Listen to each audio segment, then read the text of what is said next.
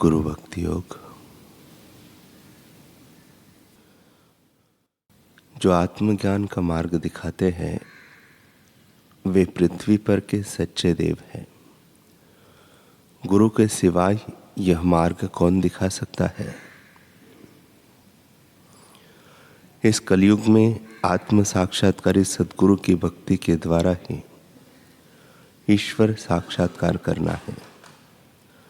सत्य स्वरूप ईश्वर का साक्षात्कार किए हुए गुरु कलयुग में तारणहार है। आज से ही संपूर्ण भक्ति भाव पूर्वक गुरु की सेवा करने का निश्चय करो। आध्यात्मिकता की खान के समान गुरु के सहाय के बिना आध्यात्मिक प्रगति संभव नहीं है।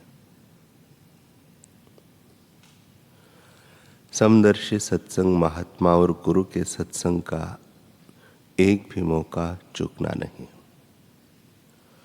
अपने स्थूल मन के कहे अनुसार कभी चलना नहीं। अपने गुरु के वचनों के अनुसार चलना। शिष्यत्व की कुंजी है ब्रह्मचर्य और गुरु सेवा। अपने गुरु की इच्छा के शरण हो जाओ, उनको आत्मसमर्पण करो, तभी आपका उद्धार होगा। ईश्वर ही गुरु के रूप में दिखते हैं। संसार सागर को पार करने के लिए गुरु जैसी कोई नौका नहीं है।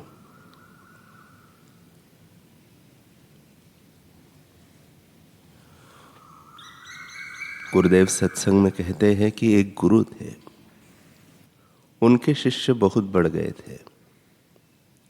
गुरु वृद्ध हो गए, इसलिए उन्होंने आश्रम की जमीन एवं अन्य संपत्ति आदि सबकी वसीयत कर दी। केवल उनके पास एक डंडा और कमंडल शेष बचा।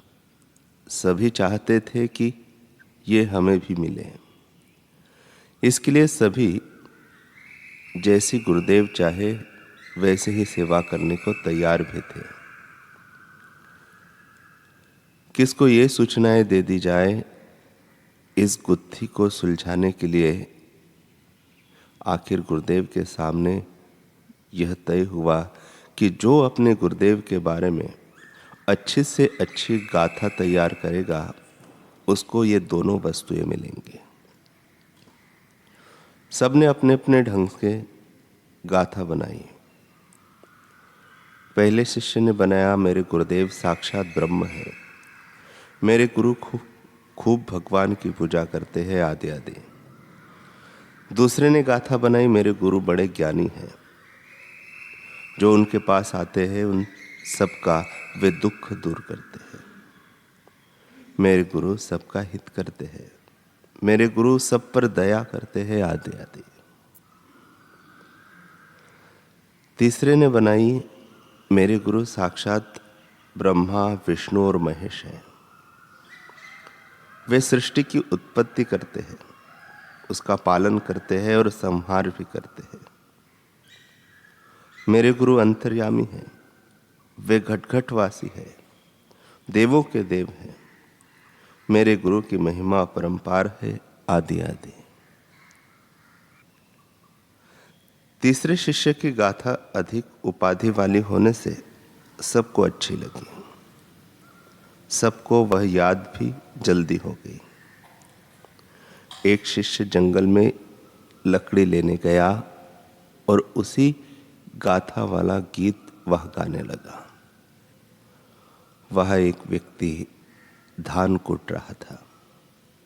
उसने वह गाथा सुनी तो उससे बोला, भाई मेरी भी एक गाथा लिखकर गुरु जी के पास ले जाओ। न सृष्टि है न पालन करता है, न चेतन है न जड़ है। एक अखंड परमात्मा सत्ता ही है। वही परमात्मा अनेक रूप धारण करता दिखता है। उसी में सृष्टि और प्रलय की भ्रांति हो रही है। उस शिष्य ने वह गाथा लिख ली और आश्रम में जाकर गाने लगा। गुरु ने जब वह गाथा सुनी तो गाथा बनाने वाले को बुलावा भेजा। जब धान कुटने वाला आया तो गुरुजी ने उसको दंड कमंडल दे दिया और कहा, तुमने जो समझा है वही ठीक समझा है। तो उसने जवाब दिया, न ठीक है न बेठीक है। इससे गुरु बड़े प्रसन्न हुए। उन्होंने उससे पूछा, तुमने यह सब कैसे समझा? किसान ने कहा, गुरुदेव, करीब 10 वर्ष पूर्व मैं यहाँ आपके सत्संग में आया था। उसमें जैसा आपने कहा था वैसा ही मैं चिंतन करने लगा और साधना करते रहा, और तब से मैं साधना कर रहा हूं। अधिकारी चित्त ब्रह्मवेत्ता महापुरुषों के अनुभव को अपना अनुभव बना लेते हैं। ब्रह्मवेत्ता सद्गुरु किसी शिष्य को मिल जाए तो उसे फिर कहीं भी जाने की आवश्यकता नहीं रहती। वे शिष्य को उस परम पद की यात्रा करा देते हैं जिसके लिए बड़े बड़े तपस्वी, जति, जोगी भी तरसते हैं।